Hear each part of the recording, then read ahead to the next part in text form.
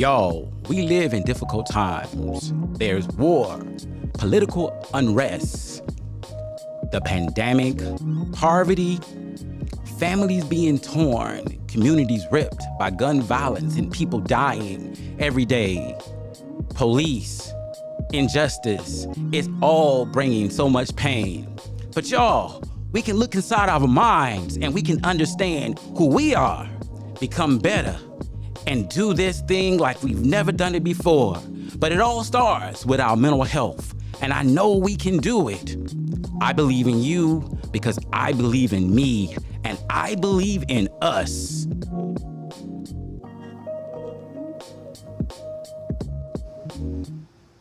So as we go into our next skill, we're talking about sticking to your values. So as we stick to our values, we're sticking to what we believe in. That is our values. Our values are things that are important to us, and our morals are our rules that we live by. So we want to stick to what is important to us. So that means that we don't want to bend and we don't want to overdo something that makes us feel uncomfortable. So as we're setting boundaries, say for instance, as we grow, we go to college, we meet different people from different cultures and backgrounds. But if we don't have that foundation of what's important to us and our rules that we live by, then we may do some things that we are uncomfortable with. So sticking to our values, when we say that, we're really saying, hey, I need to understand my own goals, dreams, objectives, and have, quote unquote, a life mission and move my life experiences towards the things that I want to do for me. Yes. But being fair to other people in the process. Yes, absolutely. Makes sense. That is so important that we understand that. Because we can be fair to ourselves and be fair to other people. If we understood that, then life would be so much easier. But it would. But oftentimes we don't get that. I can be fair to myself. I can be fair to other people. I can live in my own values. Oftentimes in therapy, I will say, when you make a decision, consider your own values, how your actions will harm or help you, how your actions will harm or help other people. And if you can come to terms with that, then you're probably on a good path. Yes, absolutely. That's a good way to view it. Yeah. So now I guess we can move on to all right, our T. T. Our T stands for staying truthful. As we're looking at staying truthful, we're being true to ourselves as well as other people. So when we have our own values, we also give ourselves that permission to be honest and to feel okay with the honesty. So that means we're not lying, we're not telling people things that just make them feel okay or safe, but just being true to being very intentional about our goals and our path that we're going along. But we don't want to lie or be dishonest to get to that point. And we don't want to be dishonest about what we like. Say, for instance, we're like, hey, let's go get something to eat. And we're like, okay, well, Gerald, do you like pizza? Mm-hmm. But if you don't like pizza, then, you don't want to say yes. Exactly. Yes, you do like pizza, but because if everyone's going with the majority, you don't want to just say like you like something or willing to do something because everyone else is doing it. Exactly. So you want to stick to that honesty part. Does that sound like being peer pressured? Like you say with our kids. Socially, it could be. Like, yeah. Peer pressure, like, oh, I'm gonna do this because I don't want to tell people now. I don't want to be the bummer. Like, so I'm gonna just go along with the crowd and engage, but that's not really who I am. But I'm gonna do it because I don't want people to look at me and think I'm not cool. Mm-hmm. Yeah, so I think it's important to be honest and be true to who you are. Yes, and not acting helpless, not exaggerating or making up excuses. And that really comes from middle school into high school. Things like that are formed. In elementary, we're just going with the flow. Everything's fun. But then in middle school, it kind of starts to form into being accepted, exaggerating who you are. Our self-esteem is really at it, either it's high or low, but it's being developed and created. And until adulthood, we tend to like stick with those same things for a minute. Exactly. And we have to learn that it ain't all about that. And for many people, we don't really grasp that if we do grasp it until we get in our late 30s and get into Late our 30s, 40s, that's exactly and then when we we start realizing, like, oh, wait a minute, like, this I ain't don't what gotta I do thought this it no was. more. Yeah. I don't have to do this anymore. I don't have to be liked. It starts in our 30s. Yeah. But have you ever seen our grandparents and great grandparents? They get in their 80s and they just like, I don't care. Exactly. I'm going to say whatever I want to say, who I want to say it to, and I don't care. Exactly. And if we get to that point a little bit sooner in life, we will have a more fulfilled and authentic life. Yeah, exactly. And I think that the short-sightedness of the human experience, oftentimes we look at things based on our own experience. So we don't actually take enough time to understand what I call the intergenerational experience, Yes. to take on that information from maybe our grandparents or our great-grandparents, to understand a lot of things that we thinking right now are important won't be important down the road. Right. Because oftentimes we minimize their experiences as being unrelatable because they from a different time. But we really fail to understand that human nature, for the most part, has gone unchanged for thousands of years. Yes. That's why we can read old books. Yeah. And we can hear stories and relate to those stories, because the things that people wanted to be liked. People wanted to be part of Wealthy. things. They wanted to be healthy. They wanted to be safe. They always wanted these things. It may have been defined a little differently, but they always wanted these things. I got to go back to human instincts on this. I remember talking about the idea of being liked and being social. And I said, when people lived in clans, they wanted to be liked, because if they were liked in clans, that meant they were safe. Yes. But likewise, we look at the world now, people on social media, and they're looking for likes, and they're validated by it on some level. So, and many times we'll create these false narratives just to get likes. Yes. So it's in us, but we have to learn how to control it so we can be honest with ourselves. Yes. Absolutely. So not exaggerating, not seeking validation from others, Exactly. but validating ourselves. Yes. Validating ourselves. But hey, so there's this question that you have. What's the question? I know you want to ask everybody. Come on, I'm listening. I want to hear it. What's the question? What's the question? What is the lie you often tell yourself? What is it that you wake up every day and you tell yourself, just so you don't have to deal with addressing your bad boundaries or your lack of boundaries? So, do you tell yourself, no, it's not that bad?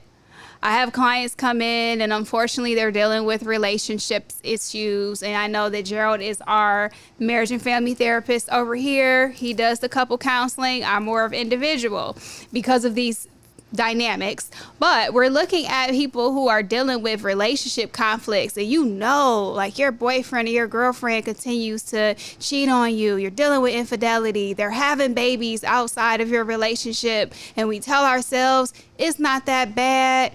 I'm waiting for him to change. Things are going to get better. I hope the baby isn't his. Oh, it's his. Well, I still love him. What is it that keeps us in these cycles? And yes, I use the example as relationships, but there's other things in life that keep us stuck. It may be waking up every day and going to this job that you cannot stand. What is that lie that you tell yourself every day that keeps you in this pattern? Exactly. So sometimes I like to refer to that as we come up with these motivated rationalizations. See concept when we convince ourselves something of an emotional nature that we want. We come up with these irrational, logical explanations to keep doing something that's actually hurting us. Yes. It's like, and we have to be honest with ourselves and realize, no, you're just lying to yourself. You're just coming up with some excuse to make something that's not working for you work. Yeah. And sometimes these things are part of our, we came up in a family system where it was generations of stuff. Mm-hmm. And so we think it's functional because this is how my daddy did it. This is how my mother did it. This is how but then one day something happens to help us realize this is not how we need to do it. But we still lie to ourselves. We still try to say this is okay. Yeah.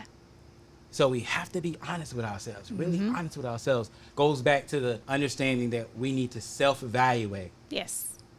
Absolutely. We need to self-evaluate and be honest with ourselves. Because if you can't be honest with yourself, don't expect anyone else to be honest with you, and you can't be honest with others. Yeah. To know the truth will set you free. I don't know if it will literally set you free, but it will empower you, give you options to Yeah. do differently. Yes. And that is a wonderful thing. Wonderful thing. So with that being said, what are some things you think, people could take away from this discussion? All right. Take away that to maintain healthy self-care and boundaries, that requires us to be fair to ourselves as well as others. Being honest with yourself about who and what you have control over. What you can do, what you can't do, what you control, what you don't control. We have control over ourselves. We only can control who we are and how we react to everything around us. I cannot control what happens out there, but I can control how it affects me personally. I love it.